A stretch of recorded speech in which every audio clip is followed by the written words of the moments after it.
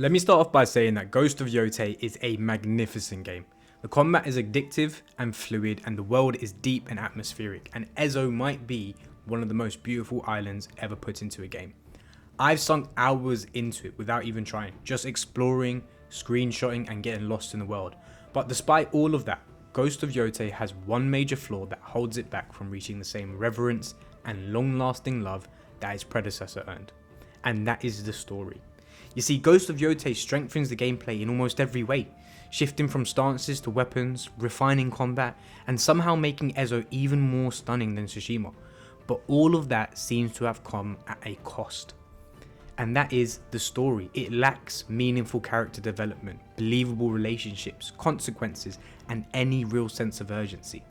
But before I dive deeper, I want to be clear, this is still a very, very good game. The combat loop is unbelievably fun, and I'll be on Legends mode the moment it drops, but even with all of that, there is still work that it needs. In this video, I'm going to focus on three major gaps in the story: the missing relationships between the Yotei 6, Atsu's lack of emotional depth and personal connections, and the absence of consequences and urgency in the world of Ezo. Firstly, Ghost of Yotei's story revolves around Atsu's revenge against Saito and the Yotei 6 after they murdered her family. The opening is fantastic, meeting the snake and the flashback to Atsu's childhood. It all set up a brutal, gritty, but emotionally depth and high stakes story. However, after the beginning, it just never picks up. The narrative never makes that momentum again. The Yotei 6 should be a terrifying, unified force, a group that trusted each other, planned, and took over an island together. But in the story, we see none of that. Each member feels isolated, not part of a group, not connected, not affected by each other. When Atsu kills one of them, the others barely react. Saito barely reacts. For characters who have supposedly ruled over Ezo for 16 years, there seems to be no sense of shared history, relationship, care, or consequence. Even the world design reflects this. Their regions never overlap, their forces rarely interact, and their deaths don't ripple across Ezo minus a few lines. Because of that, I never got the chance to hate the Yotei 6.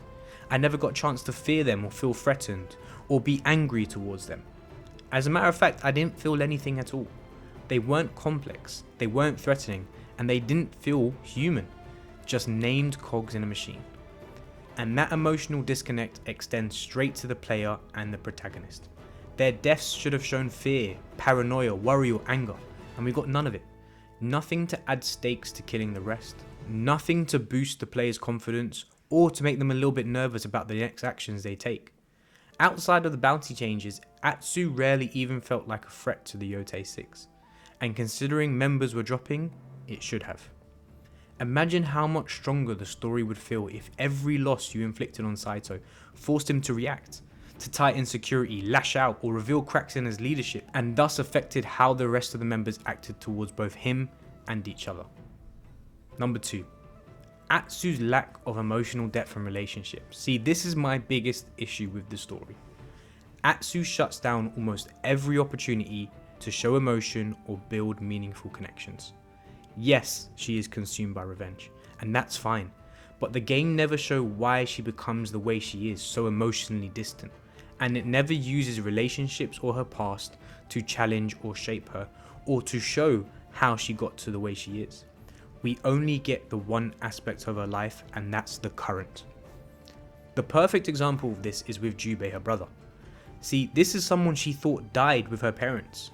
Their reunion should have been a powerful moment that makes her question her path, or at least feel something, but instead it felt flat. It feels like she doesn't even care, and the writing never explains why. We are told of Atsu's time before Ezo, however it's never shown in anything, in flashbacks, fear, stories, or interactions. Atsu's past just seemed to be a talking point rather than a tool developed to help understand her current character. And this makes Atsu one-dimensional. She doesn't change, she doesn't evolve, she doesn't grow from the relationships around her, and that's a huge contrast from Jin, from Tsushima, who constantly battled his identity, his morality, and duty. The same problem appears with Kiku, Atsu's niece. See, Kiku could have added warmth, vulnerability, and even conflict to Atsu's journey. She could have shown a lighter side of a character who desperately needed one. But instead, Atsu seems to avoid emotional connection, backtracks immediately, and leaves the character dynamic feeling wasted. And this would be okay if the rest of the characters picked up on this. But then, the biggest one, the spider. When we had to choose, or when Atsu chose the spider over Kiku, and then decided to let the spider live, it was one of the most frustrating story moments for me. It felt inconsistent, unearned and emotionless. It made everything I've done with Kiku meaningless and a waste of time. And the fact that we didn't even get that big of a conflict for Atsu's decision, it felt too easy and too meaningless. See, Atsu's emotional distance doesn't make her mysterious. It makes her inaccessible. It stops us, the players, from bonding with her, understanding her, or even caring deeply about her journey. And when the main character feels flat, the whole story does. And number 3, no consequences or urgency. This one hit me only after I finished a main story mission, and I realized something unusual. I've played a lot of single player games where the main story makes me want to skip over the side content. Even in Spider-Man 2, which arguably had a worse story than Spider-Man 1, there was moments of the story where I went, I can't take over this, I can't handle this criminal attack, I can't handle this car chase right now, I need to carry on with what the main story is asking me. And that's because there was urgency. See, not once did I ever feel the need to skip side content to push the main story forward in Ghost of Yotei, because the story never felt urgent. See, Ezo doesn't change as the plot moves. Killing the members of the Yotei 6 doesn't have an impact on the island. The enemies don't adapt, Saito doesn't adapt, and nothing ever escalates. In Tsushima, the world constantly evolved. Mongols advancing, villages falling, and the stakes rising even without Jin being present. The world moved with or without you. The best comparison I have would be if Ghost of Tsushima made the whole story saving Lord Shimura, rather than just one act. If at the very end of the story you save Lord Shimura, that's what all of Ghost of Yotei felt like. See, in Ghost of Yotei, Ezo only moves when Atsu does, and that robs the story of tension or consequence, and of the feeling that the enemy is alive. It felt like if Atsu was not present, the Yotei 6 would never change, and it doesn't even feel like they had their own objective either. And the world could have easily stayed the same with the very same conflicts over and over again. A revenge story with no escalation is a story that loses its bite. You see, Ghost of Yotei perfects its blade, but at the cost of its soul.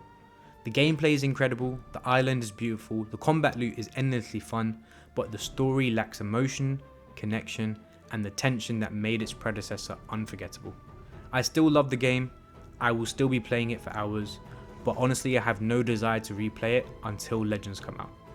Until the narrative gains the same depth as combat, Ghost of Yotei will always be short of its predecessor and unfortunately be short of greatness.